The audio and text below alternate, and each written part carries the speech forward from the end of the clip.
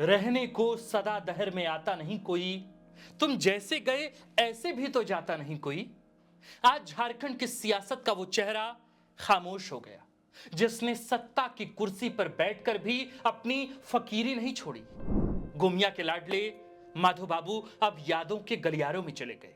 तकरीबन 75 बरस की आयु में रांची के एक अस्पताल में उन्होंने अंतिम सांस ली, लेकिन वे अपने पीछे राजनीति की एक ऐसी लकीर छोड़ गए हैं जिसे आज के दौर में पार करना लगभग नामुमकिन है। राजनीति में कुछ चेहरे ऐसे होते हैं जो सिर्फ चुनावी पोस्टरों तक सीमित या महदूद नहीं रहते, वो लोगों की जिंदगी का हिस्सा बन जाते हैं।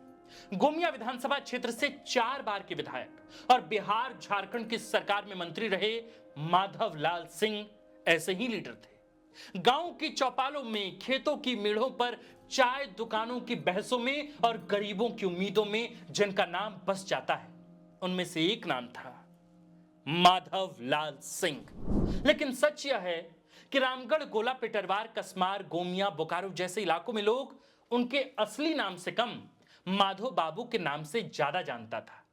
बुधवार की सुबह जब रांची के बरियातो स्थित अस्पताल से उनके निधन की खबर बाहर आई तो इन इलाकों में अजीब सी खामोशी पसर गई। ऐसा लगा जैसे राजनीति का वह दौर खत्म हो गया जिसमें नेता जनता के बीच रहता था, जनता की भाषा बोलता था और जनता ही उसे अपने कंधों पर बिठाकर विधानसभा तक पहुंचाती थी। माधव बाबू पिछले कई महीनों से बीमार थे। बेहतर इलाज के लिए उन्हें बोकारो से रांची लाया गया था। डॉक्टर लगातार कोशिश करते रहे, लेकिन आखिरकार सुबह 9:05 पर वह जिंदगी की लड़ाई हार गए। लेकिन शायद ऐसे लोग कभी पूरी तरह हारते नहीं, वे अपने पीछे कहानियां छोड़ जाते हैं, किस्से छोड़ जाते हैं और राजनीति के लिए एक ऐसा आईना छोड़ जाते हैं जिसमें आज का दौर खुद को देखकर असहज हो उठता है। माधव बाबू की राजनीति सत्ता से नहीं, समाज से शुरू हुई थी। यह वह दौर था जब चुनाव में बाहुबल और धनबल तेजी से बढ़ रहा था। 1985 का विधानसभा चुनाव, गोमिया का इलाका और एक राष्ट्रीय पार्टी का बाहुबली उम्मीदवार, हथियारों का प्रदर्शन, बम और गोलियों की आवाजें, इलाकों का माहौल तनाव से भरा हुआ था। तभी जनता ने तय किया कि डर के खिलाफ किसी अपने आदमी को खड़ा करना होगा। लोग माधव लाल सिंह के पास पहुंचे। उन्होंने चुनाव लड़ने से इनकार कर दिया। वजह पैसे नहीं थे, लेकिन जनता पीछे हटने वालों में से नहीं थी। साडम गांव के बजरंगबली मंदिर में लोग जुटे।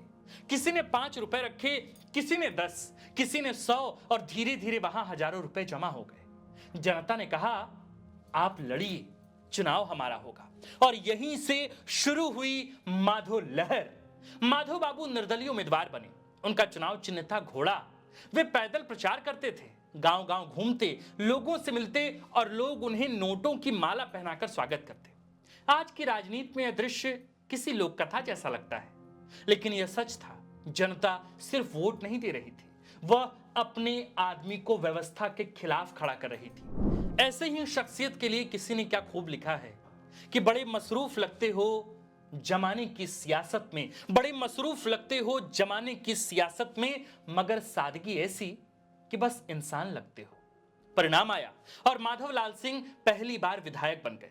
1984 में तत्कालीन प्रधानमंत्री इंदिरा गांधी की हत्या के बाद हुए चुनाव में कांग्रेस के पक्ष में जबरदस्त सहानुभूति लहर चल रही थी। ज्यादातर सीटों पर कांग्रेस के प्रत्याशी क्लीन स्वीप जीत दर्ज कर रहे थे। उस दौर में भी गोमिया में माधव लहर चली। उस जीत ने माधव बाबू को सिर्फ एक नेता नहीं बनाया, उसने झारखंड की राजनीति को एक ऐसा जननेता दिया जिसकी ताकत पार्टी नहीं, जनता थी, जनता। फिर 1990, साल 2000 और फिर 2009, 4 बार गोमिया की जनता ने उन्हें विधानसभा भेजा। उन्होंने निर्दलीय चुनाव भी जीते, अलग अलग दलों के टिकट पर भी चुनाव लड़ा, हार भी देखी, जीत भी देखी, लेकिन जनता से उनका रिश्ता कभी नहीं टूटा। संयुक्त बिहार में वे श्रम, नियोजन और पर्यटन मंत्री बने। झारखंड अलग राज्य बनने के बाद परिवहन मंत्री की जिम्मेदारी संभाली। झारखंड धार्मिक न्यास बोर्ड के अध्यक्ष भी रहे। लेकिन खास बात यह थी कि सत्ता उनके व्यवहार को बदल नहीं सकी। आज जब मंत्री बनने के बाद नेताओं के आसपास सुरक्षा घेरा बन जाता है, तब माधव बाबू के दरवाजे पर आम लोग बेझिझक पहुंच जाते थे। सुबह होते ही कोई इलाज की समस्या लेकर आता, कोई नौकरी की उम्मीद में, कोई जमीन विवाद लेकर, और वे सबकी बात सुनते। उनके बारे में मशहूर था कि कहीं दाल भात मिला तो खा लिए, नहीं तो गमछा कंधे पर रखा और चल दिए। वे कभी प्रोटोकॉल के कैदी नहीं बने। गोमिया का कोई भी वोटर उन्हें सीधे फोन कर सकता था या उनके दरवाजे पर बिना किसी अपॉइंटमेंट के पहुंच सकता था। आज चुनाव में करोड़ों रुपए खर्च होते हैं, भीड़ जुटाने के लिए पैसे देने पड़ते हैं, लेकिन माधव बाबू उस दौर के नेता थे जब जनता चुनाव लड़ाने के लिए पैसा देती थी। वे कहा करते थे कि पहले लोग प्रत्याशी के लिए घर घर घूमकर वोट मांगते थे, अब पहले खाने की व्यवस्था करनी पड़ती है, तब प्रचार होता है। माधव बाबू सिर्फ जमीन से जुड़े नेता नहीं थे, बल्कि झारखंड के सवालों पर बेहद मुखर भी थे। उनकी बेबाकी के किस्से आज भी विधानसभा की फाइलों में दर्ज है। एक बार सदन में राज्य के विकास पर बहस हो रही थी, सभी नेता एक दूसरे पर आरोप लगा रहे थे। तब माधव बाबू खड़े हुए और सदन में सन्नाटा छा गया। उन्होंने कहा था, हम यहां झारखंड को स्वर्ग बनाने आए हैं। अगर हम वाकई ईमानदार हैं तो चलिए हम सभी सदस्य सदन के बीचों बीच खड़े होकर अपने अपने बेटे की कसम खाएं कि हम झारखंड के विकास के लिए बिना किसी लालच के काम करेंगे। ये शब्द नहीं, एक तमाचा था उस व्यवस्था पर जहां ईमानदारी सिर्फ भाषणों तक सीमित रहती। उस दिन सदन के कई सदस्यों की नजरें झुक गई थी। माधव बाबू जानते थे कि राज्य का विकास कागजों से नहीं, नियत से होता है, नियत से। उन्होंने 2014 में भाजपा के टिकट पर चुनाव लड़ा। 2018 के उपचुनाव में भी वे मैदान में उतरे। 2019 में एक बार फिर निर्दलीय किस्मत आजमाई, लेकिन इन तीनों चुनाव में उन्हें हार का सामना करना पड़ा। शायद इसलिए नहीं कि जनता उन्हें भूल गई थी, बल्कि इसलिए कि राजनीति अब बदल चुकी थी। माधव बाबू जिस दौर की राजनीति के प्रतिनिधि थे, वहां रिश्ते वोट से बड़े होते थे, जहां नेता भीड़ नहीं भरोसा जुटाता था। लेकिन नई सियासत में समीकरण, संसाधन और प्रबंधन का शोर बढ़ चुका है।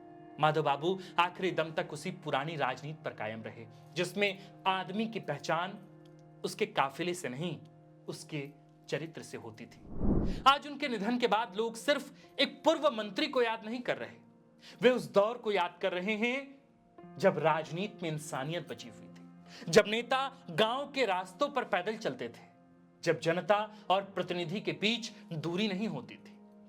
लेकिन माधव बाबू शायद उन विरले लोगों में थे जिनके चेहरे पर राजनीति का मुखौटा कम, इंसानियत ज्यादा दिखाई देती थी। माधव बाबू की सबसे बड़ी ताकत यही थी कि उन्होंने खुद को कभी बड़ा नेता नहीं माना। वे हमेशा खुद को जनता का आदमी कहते रहे, और शायद इसी वजह से उनकी कहानी सिर्फ राजनीतिक इतिहास नहीं है, यह झारखंड की सामाजिक स्मृति का हिस्सा है।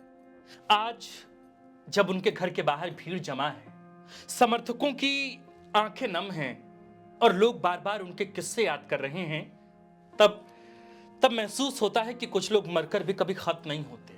वे अपने पीछे एक विचार छोड़ जाते हैं।